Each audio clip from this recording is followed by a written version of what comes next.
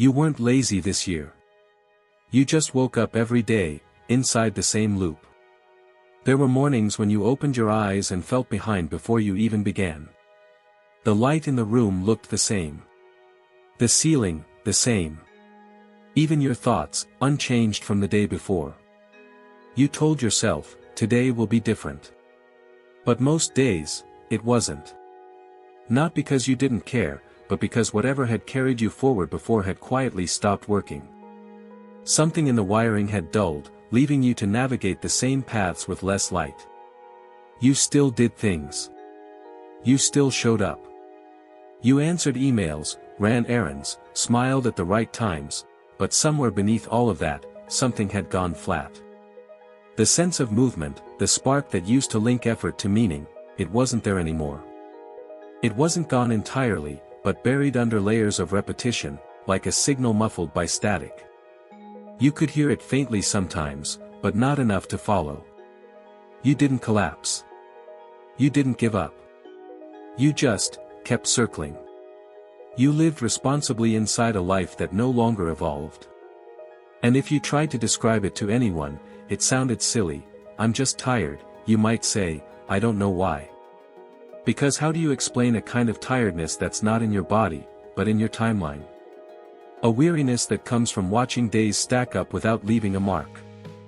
Days became loops, tiny circuits of predictable thought. Wake up. Scroll through the same feeds.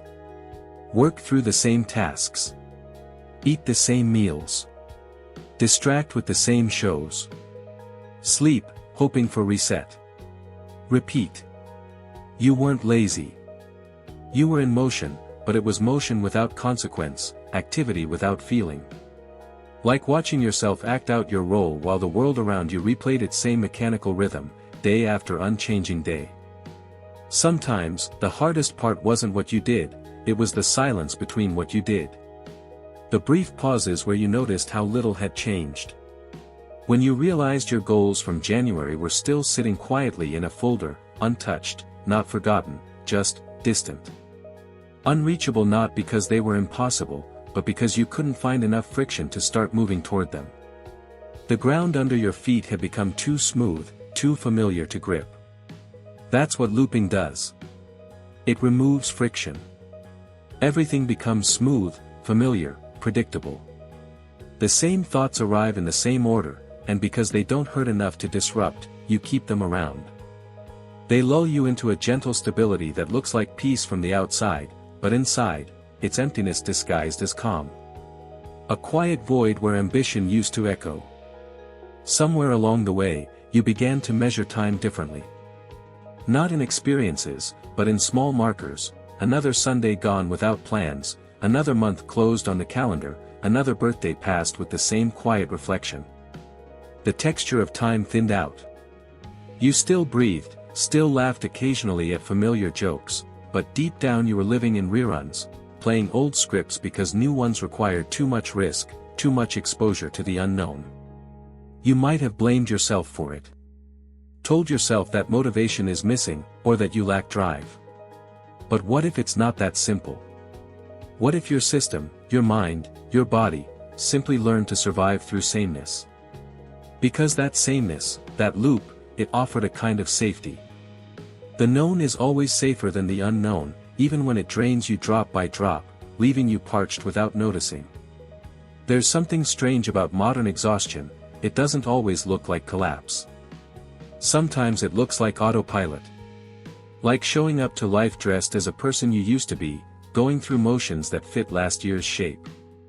You function, you fulfill obligations, you even laugh at the right moments during calls or gatherings. But there's a dullness behind it, like a muted soundtrack playing just out of sync with the visuals. And you keep waiting for something external to restart you. For the right event, or season, or coincidence to finally break the pattern. A new job offer, a trip that never gets booked, a conversation that shifts perspective. But nothing arrives with enough force to shake it loose. Because loops don't break from impact, they fade only when noticed, when seen clearly enough that their walls start to flicker, revealing the space beyond. There were moments this year when you did see it. Maybe late at night, in that still half hour where time feels suspended and honest, no distractions to fill the air. Or in a shower where hot water loosens everything you've pushed aside, letting thoughts surface uninvited. You caught a glimpse of how small your orbit had become, a tight circle of habits, shrinking year by year. You saw that it wasn't laziness, it was inertia, wearing the mask of normal life, convincing you that this was just how things are now. You pushed yourself some days, forced productivity through sheer will, grinding through lists until your eyes burned. But the next morning, the gravity of the loop always pulled you back. Not because your will was weak, but because the pattern had momentum of its own. It was a psychological muscle memory, one that didn't need your permission to keep running, pulling you into the familiar groove before you could protest. Even rest stopped feeling like rest. You'd lie down, phone in hand, eyes half open, convincing yourself you were unwinding with just one more video, one more scroll. But really, you were keeping the loop alive. Input after input, small, repeating doses of noise that never filled you, only prevented silence from speaking too loudly, from asking questions you weren't ready to hear. And yet, somewhere inside that quiet repetition, something gentle was happening too. You were noticing more, not consciously at first, but slowly, like fog thinning enough to see a faint outline of land on the horizon. The recognition that this isn't failure, just pause. That beneath the monotony, there's a deep human exhaustion from carrying too much unresolved striving, too many half-formed intentions stacked like unread mail. You might think of all the versions of yourself you tried to become this year. The one who wakes earlier, brews coffee with purpose, tackles the big project before noon. The one who finally commits to the gym, the book, the side pursuit that flickered in January. The one who does more, feels more, lives more vibrantly. But the truth is, no version ever arrived fully. The effort scattered into fragments, a burst here, a stall there. And maybe that's okay. Maybe what's left is the awareness that something inside you is shifting, even if so slightly you can't yet name it, can't yet trust it fully. Loops aren't punishment. They're protection. They appear when the system decides that stillness feels safer than change, that venturing out risks too much. So you repeat the same day, the same emotions, the same small decisions, not because you're broken, but because your mind hasn't yet felt safe enough to do something different. The sameness is a soft shield. It's your body's way of saying, not yet, wait here a little longer. And when you start to see it that way, everything slows down. The self-criticism eases, like a clenched fist finally loosening. You realize that this whole time, you weren't avoiding life.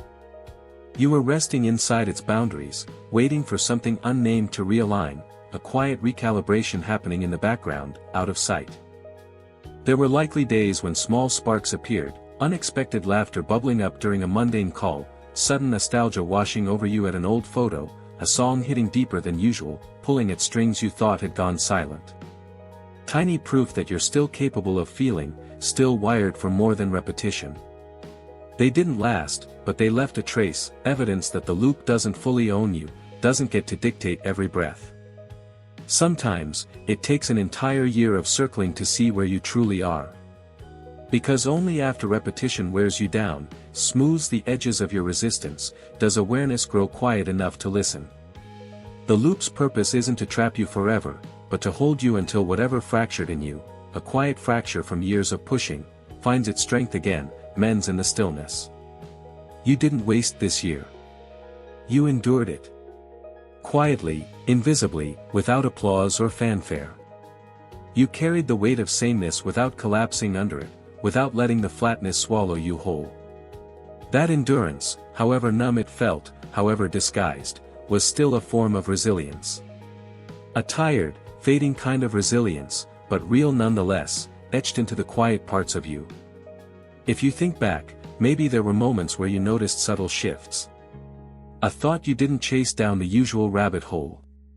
A memory losing its sting, fading from sharp to soft. A conversation that felt strangely lighter, less loaded with expectation. Loops don't always end with drama or breakthrough. Sometimes they dissolve softly, like fog lifting from a window you forgot had a view, revealing faint shapes in the distance.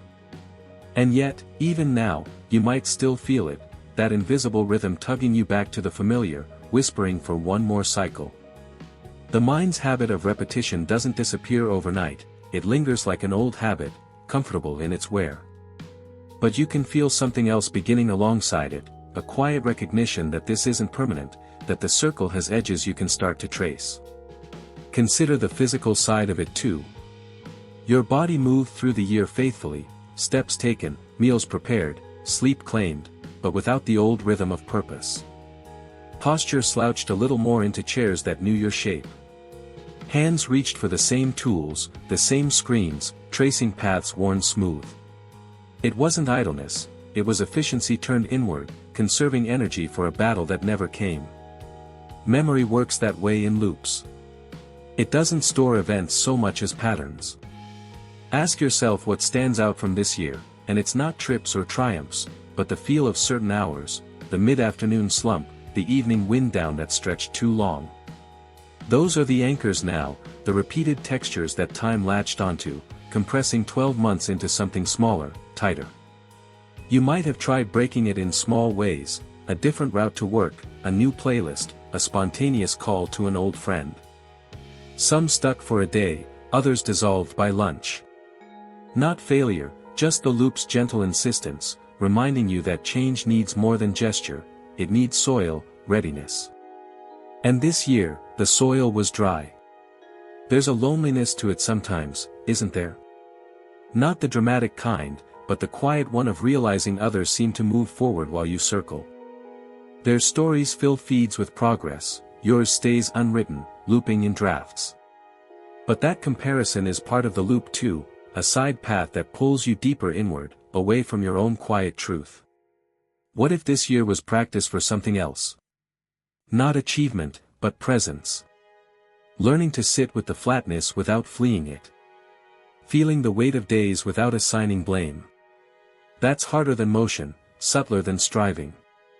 It builds something unseen, a capacity for what comes when the loop finally tires.